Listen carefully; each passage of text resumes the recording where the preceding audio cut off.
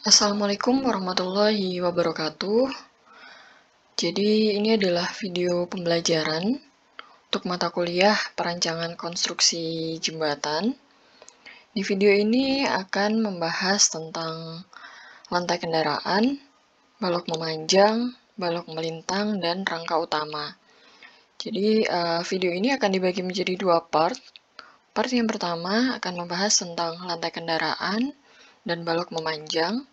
Kemudian balok melintang dan rangka utama akan dibahas pada video berikutnya. Oke, jadi langsung saja kita bahas lantai kendaraan. Jadi yang pertama adalah untuk perhitungan plat lantai. Gitu. Jadi di sini kita sudah diberikan gitu ya potongan melintang dari plat lantai kita. Jadi di sini ada aspal yang dinotasikan tebalnya adalah sebagai D4, kemudian plat beton kita yang dinotasikan tebalnya adalah sebagai D3. Gitu. Aspal dan beton ini mereka menumpu pada balok memanjang. Gitu. Jadi ini adalah balok memanjang kita, di mana jarak antar balok memanjang itu dinotasikan sebagai B1. Gitu. Kemudian kalau S ini adalah B1 dikurangi dengan lebar sayap. Lebar sayap dari profil balok memanjang kita. Gitu. Nah, di sini ini adalah tanpa atas. Jadi ini adalah balok memanjang kita. Ini adalah balok memanjang kita dan nanti di perhitungan plat lantai itu tebal plat beton maupun aspal yang diperhitungkan itu adalah per meter panjang atau hanya 1 meter saja tegak lurus gambar. Gitu. Jadi untuk lebih jelasnya kita langsung next ke slide berikutnya. Gitu. Jadi untuk perhitungan plat lantai, jadi yang pertama kita hitung dulu beban mati. Gitu. Jadi ada beban mati apa saja di plat lantai? Tentu saja yang pertama ada beton. Gitu. Ada beton yang tadi sudah saya singgung dengan ketebalannya adalah D3. Gitu. Kemudian bagaimana cara kita menentukan ketebalan plat beton ini? Kita bisa mengacu pada pasal 5.5.2. Jadi di sini ada tebal minimum plat lantai. Plat lantai yang berfungsi sebagai lantai kendaraan pada jembatan harus memenuhi tebal minimum. Dengan ketentuan yang pertama, dia harus lebih dari sama dengan 200 mm. Yang kedua adalah dia harus lebih dari sama dengan 100 plus 40 dikali dengan L. Gitu. Jadi L ini adalah bentang plat diukur dari pusat ke pusat tumpuan. Kalau kita lihat di gambar yang di sini, L itu adalah B1. Gitu. Jadi jarak antar balok memanjang kita. Kita masukkan jarak antar balok memanjang kita di sini, tetapi hati-hati, satuan yang digunakan L ini adalah satuannya dalam meter. Gitu. Jadi seumpama jarak antar balok memanjang kita B1-nya itu sama dengan 1,2 meter, maka kita masukkan 1,2 meternya ke sini. Dan nanti hasil dari ketebalannya itu satuannya adalah dalam milimeter. Gitu ya. Jadi T sama dengan 100 plus 40 dikali dengan 1,2. Gitu. Nah, nanti hasilnya ini dalam milimeter. Begitu. Itu untuk menentukan tadi D3. Gitu. Jadi ini sudah bisa kita tentukan. Kemudian untuk berat jenis beton dan berat jenis aspal di sini ya. Ini kita bisa menggunakan tabel 2. Gitu. Jadi di pasal 7.2 atau di video sebelumnya juga sudah pernah saya jelaskan gitu ya terkait beban mati ini. Gitu. Jadi di sini untuk kita bisa mengacu kalau misalkan kita menggunakan aspal berarti kita menggunakan berat isinya sekian gitu. Kalau kita beton berarti nanti tergantung dari FC-nya, FC aksennya. Kalau FC aksennya kurang dari 35 maka berat isinya adalah 22 sampai 25 kN per meter kubik. Gitu. Jadi untuk berat jenis dan berat jenis beton maupun berat jenis aspal bisa kita dapatkan. Kemudian untuk yang ketebalan aspal D4, jadi kita bisa mengacu pada peraturan ini gitu. Jadi di sini tergantung dari aspal yang kita gunakan. Ini sudah ada ketebalan minimumnya. Ada yang 4 cm, ada yang 5 cm, dan seterusnya. Nah, hati-hati setelah kita mendapatkan ketebalan aspal dari peraturan yang atas ini, misalkan kita mendapatkan ketebalannya adalah 5 cm ya. Di SNI pasal 7.3.1 ini disebutkan bahwasanya jembatan harus direncanakan untuk bisa memikul beban tambahan. Hati-hati ada kata beban tambahan yang berupa aspal beton setebal 50 mm untuk pelapisan di kemudian hari.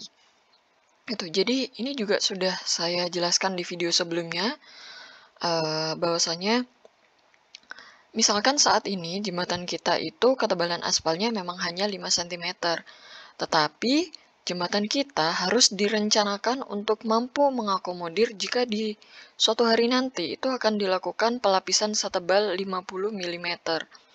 Jadi sekarang kita harus merencanakan bahwasanya jembatan kita itu harus mampu menahan ini yang 5 cm dan yang 5 cm sebagai tambahannya.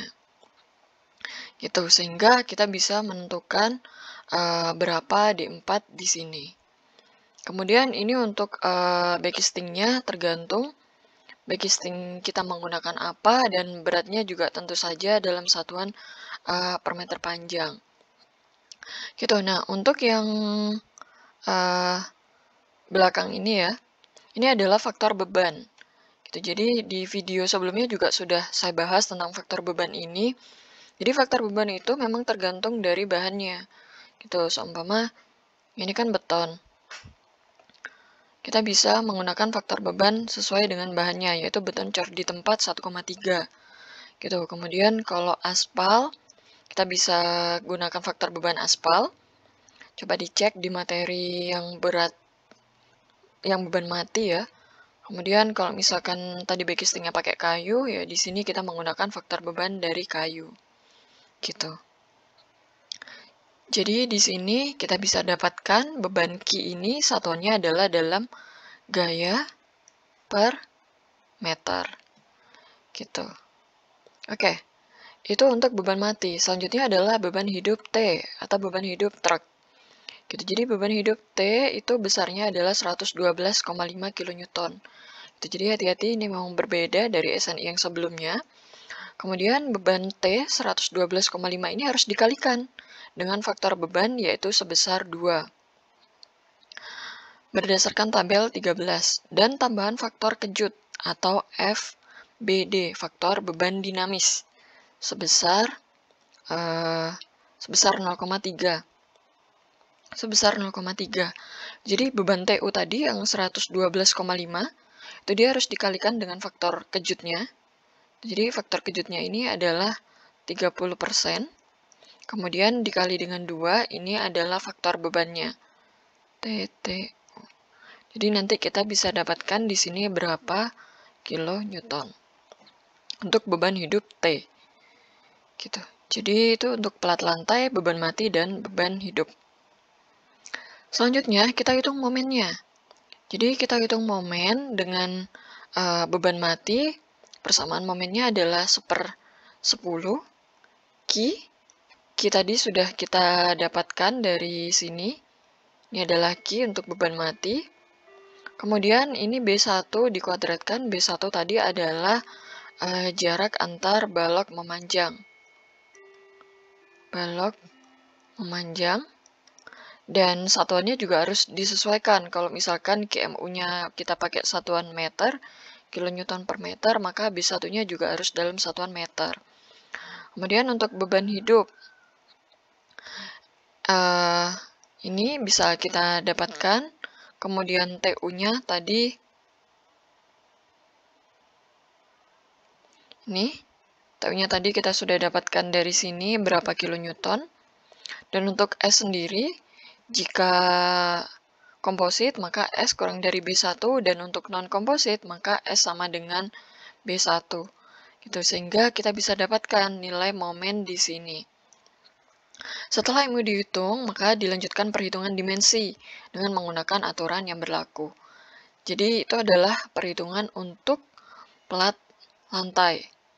Jadi saya kira cukup jelas ya untuk plat lantai. Kemudian kita harus melakukan kontrol geser pons untuk plat lantai. Jadi di sini ini adalah roda kendaraan kita. Roda kendaraan kita di sini ini adalah untuk roda truk. Gitu. Jadi dia akan memberikan pengaruh geser ponsnya dengan konfigurasi seperti pada gambar ini. Dan untuk menghitung berapa gaya gesernya, berapa gaya geser atau V-nya, ini kita menggunakan faktor beban dari beban truk. Kemudian ini adalah besar dari beban truk yang 112,5 kN. 1 plus FBD-nya adalah 0,3. Gitu. Jadi kita bisa dapatkan di sini berapa gaya geser V-nya dalam satuan kilonewton. Nah, untuk perhitungan luas bidang kritis, kita di sini AK bisa kita hitung dengan 2 dikali dengan B0 plus D0 dikali dengan D3. Gitu. Jadi D3 ini tadi sudah kita bahas. Di sini D3 itu adalah ketebalan dari plat beton kita. Nah, untuk mendapatkan B0 dan D0, di sini ini juga perlu diperhatikan bahwasanya nilai 250 mm dan 750 mm ini adalah sudah sesuai dengan SNI yang terbaru. Jadi teman-teman bisa cek di konfigurasi beban truk itu ya, itu ada dimensi berapa lebar dan berapa panjang dari roda truk itu sendiri. Dan di SNI yang terbaru itu disebutkan 250 mm dan 750 mm. Begitu. Kemudian kita bisa hitung kemampuan gesernya, kemampuan geser dari beton itu dengan cara AK dikali dengan tegangan geser beton. Dan gaya geser yang terjadi, gaya geser di mana yang tadi sudah kita hitung dari sini, V, itu dia harus kurang dari VU.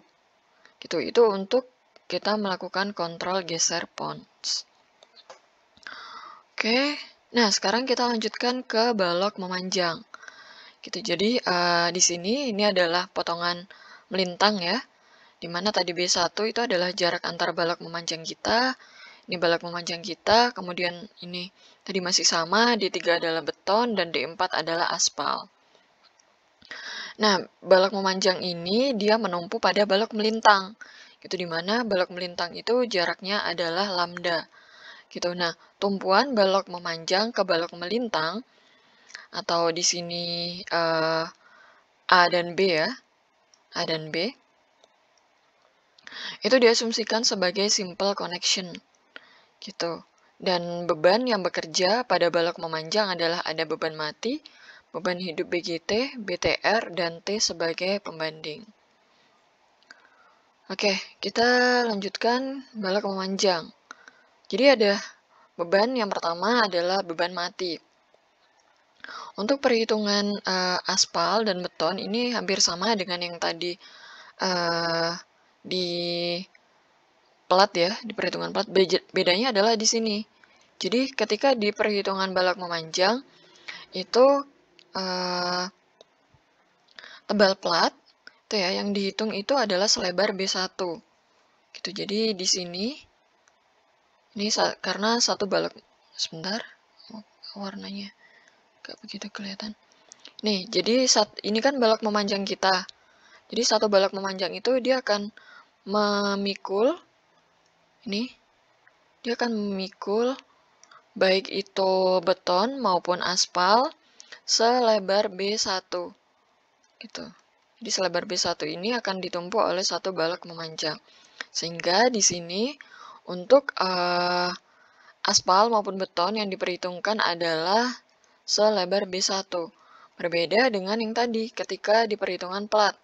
Jadi di awal tadi di sini disebutkan bahwasanya perhitungan plat ini itu plat beton yang diperhitungkan itu adalah 1 meter. Gitu. Jadi sebenarnya di sini itu ada faktor pengali 1 meter. Gitu. Ini juga dikalikan dengan 1 meter. Karena pengalinya itu adalah 1 meter, 1, maka di sini tidak ditulis. Gitu. Jadi sebenarnya kalau kita perhatikan ya, D1 itu kan D4, D3 itu kan satuannya dalam meter. Kemudian berat jenis itu kan kilonewton per meter pangkat 3. Kemudian faktor beban tidak ada satuannya, dan di sini dikalikan dengan meter. Jadi, satuan akhir yang didapatkan dari beban itu adalah satuan gaya per meter. Gitu. Seperti itu. Tadi belum saya jelaskan terkait dengan 1 meter ini. Kita kembali lagi ke balok memanjang. Gitu. Jadi, ini sama ya, untuk faktor bebannya sama, dan berat sendiri profil. Gitu. Jadi kalau misalkan balok memanjang kita menggunakan baja, maka hati-hati, di sini faktor bebannya juga kita menggunakan faktor beban baja. Gitu. Jadi faktor beban ini disesuaikan dengan material apa yang kita gunakan. Disesuaikan dengan material yang ada di depannya. Gitu. Jadi tidak bisa disamaratakan. Kalau aspal ya kita pakai faktor beban aspal. Kalau beton ya kita pakai faktor beban beton. Kalaupun baja kita pakai faktor beban baja. Seperti itu, sehingga kita dapatkan GMU, ini semua dijumlahkan ya, kita dapatkan gaya persatuan panjang. Dan untuk momennya, karena tadi diasumsikan sebagai perletakan sederhana, maka kita bisa hitung 1/8 Q dikali dengan lambda kuadrat. Gitu. Jadi lambda ini tadi adalah jarak antar balok melintang kita. Jadi MD adalah momen akibat beban mati di tengah bentang. Kenapa di tengah bentang? Karena kita memang ingin mendapatkan momen maksimumnya. Dan momen maksimum itu terdapat di tengah bentang. Oke, itu untuk balok memanjang akibat beban mati. Sekarang ini adalah balok memanjang akibat beban hidup. Gitu. Jadi beban hidup yang pertama adalah untuk BTR dan BGT. Gitu, ini beban terbagi rata, jadi besarnya itu adalah tergantung dari bentang jembatan kita. Kalau misalkan kurang dari 30 meter, maka kita menggunakan persamaan yang atas. Kalau lebih dari 30 meter, kita menggunakan persamaan yang bawah. Gitu. Jadi ini juga sudah saya jelaskan di video sebelumnya. Seumpama jembatan kita itu kurang dari 30 meter, maka kita menggunakan besar BTR-nya adalah 9 kPa. Dan hati-hati di sini dikalikan dengan jarak antar balok memanjangnya dan ada faktor bebannya. Gitu. Jadi kemudian untuk FBD-nya, jadi FBD ini hanya ada pada BGT ya. Hanya ada pada BGT ini dan diambil sesuai dengan gambar 28. Jadi teman-teman bisa cek gambar 28 atau bisa cek juga di video sebelumnya tentang beban lalu lintas. Di sana juga sudah saya jelaskan. Kemudian kita hitung berapa momen akibat beban hidup. Jadi akibat beban hidup BGT dan akibat beban hidup BTR, kita bisa hitung menggunakan persamaan ini. Gitu. Nah, ini kita notasikan sebagai momen akibat live load yang pertama. Gitu. Jadi BGT maupun BTR ini adalah momen akibat live load yang pertama. Yang kedua adalah beban hidup akibat truk. Gitu, dimana ini sama ya seperti sebelumnya tadi, besarnya 112,5 dan dikalikan dengan faktor beban, kemudian dikalikan juga dengan 1 plus faktor kejutnya, sehingga kita bisa dapatkan momennya seperti ini. Kita hitung dengan persamaan ini untuk momennya. Setelah itu, maka kita bisa mendapatkan ada dua nilai momen akibat beban hidup. Jadi yang pertama tadi akibat BTR dan BGT, yang kedua adalah akibat beban truk. Nah, ini kita bandingkan gitu. Jadi momen yang pertama tadi kan akibat dead load ya. Akibat beban matinya tidak berubah, yaitu ini. Kita sudah hitung. Kemudian kita bandingkan. Jadi mana yang terbesar antara momen akibat live load BTR dan mana momen akibat beban truk gitu. Jadi mana yang terbesar, itulah yang kita pilih. Gitu ya. Itu untuk balok memanjang. Untuk pembahasan tentang balok melintang dan rangka utama akan dilanjutkan di pembahasan video berikutnya. Jadi, itulah pembahasan tentang lantai kendaraan.